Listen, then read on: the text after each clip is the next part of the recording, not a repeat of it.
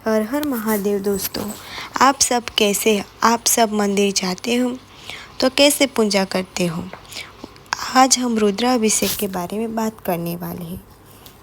तो हम रुद्राभिषेक के बारे में आज बात करेंगे, उससे क्या महत्व है उसके बारे में हम बात करेंगे।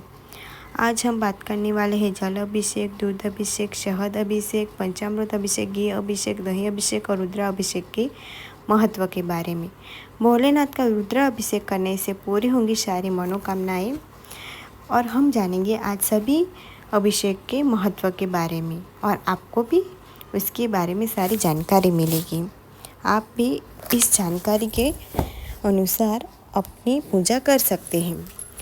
तो सबसे पहले हम जानेंगे रुद्राभिषेक करने से भगवान शिव प्रसन्न होते हैं और भक्तों की सभी मनोकामना पूर्ण करते हैं। मान्यताओं के अनुसार रुद्राभिषेक के प्रकार से करवाया जा सकता है। तो जल अभिषेक, धार्मिक मान्यताओं के अनुसार भगवान शिव का जल अभिषेक करने से भोलेनाथ प्रसन्न होते हैं और अपने भक्तों की सभी मनोकामना पूर्ण करते हैं। दूध अभिषेक, दूध अभिषेक शिवलिंग से करने से माना जाता है कि इसे भगवान शिव प्रसन्न होकर दीर्घायु का आशीर्वाद देते हैं। शहद अभिषेक, शिवलिंग पर शहद अभिषेक करने से जीवन में सुख समृद्धि रहती है।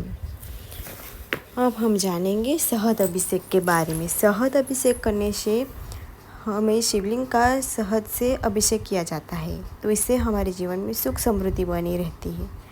पंचामृत अभिषेक करने से भगवान शिव सावन मास में दूध, दही, मिश्री और घी शहद के मिश्रण से तैयार किया पंचामृत से शिवलिंग का अभिषेक करने से फल की प्राप्ति होती है। इससे धन संपदा में वृद्धि होती है। घी अभिषेक, शिवलिंग का घी से अभिषेक करने से भगवान भोलेनाथ आरोग्य का वरदान देते हैं। इससे शारीरिक रोगों से मुक्ति होती है। दही अभिषेक, सावन में शिवलिंग का दही से अभिषेक करने से बेहद फलदायी माना जाता है। मान्यता के अनुसार दही अभिषेक करने से संतान सुख की प्राप्ति होती है। आप सभी को पंचामृत का अभिषेक करना चाहिए। पंचामृत अभिषेक में 5 चीज़ें होती हैं। पंचामृत यानी 5 चीज़ें: दही, मिश्री, शहद, दूध इत्यादि। रुद्र अभिषेक का महत्व, भगवान शिव के प्रचंड रुद्र ही रूप कहा गया है। सावन में रुद्राभिषेक करना बेहद शुभ माना जाता है। रुद्राभिषेक में शिवलिंग पर मंत्रों के साथ विशेष चीज़ अर्पित की जाती है। रुद्राभिषेक के दौरान रुद्राष्टध्यायी के मंत्रों का पाठ किया जाता है। माना जाता है कि रुद्राभिषेक करने से सभी मनोकामना जल्दी पूर्ण होती। रुद्राभिषेक करने से कोई भी कष्ट है ग्रहों का तो वो पीड़ा दूर होती है।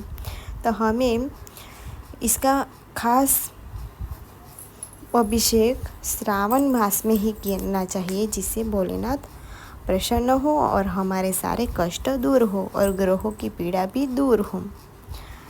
शिव ही रुद्र है और रुद्र ही शिव है। रुतम दुखम द्राव्यति नाश्यन्ति रुद्र, यानी कि रुद्र रूप में शिव हमारे सभी दुखों को जल्द ही खत्म कर देते हैं। यानी कि रुद्राभिषेक करने से हमारे दुख खत्म हो जाते हैं। पौराणिक कथाओं में मुताबिक भगवान विष्णु की नाभि से उत्पन्न कमल से ब्रह्मा जी की उत्पत्ति हुई। ब्रह्मा जी जब विष्णु भगवान के पास जन्म का कारण पूछने गए तो उन्होंने ब्रह्मा जी के उत्पत्ति का रहस्य बताया। साथ ही में यही बताया कि उनके कारण ही आपकी उत्पत्ति हुई है, लेकिन ब्रह्मा जी मानने से तैयार नहीं हुए। उस दौरान खतरनाक लड़ाई हुई। इसी युद्ध में नारद भगवान रुद्र लिंग में प्रकट हुए। इस लिंग का आदि और अनंत जब ब्रह्मा और विष्णु जी कहीं पता नहीं चला तो हार मान ली और लिंग का अभिषेक किया जाता है, जिससे भगवान खुश हुए। कहा जाता है कि यही रुद्र अभिषेक का आरंभ हुआ है।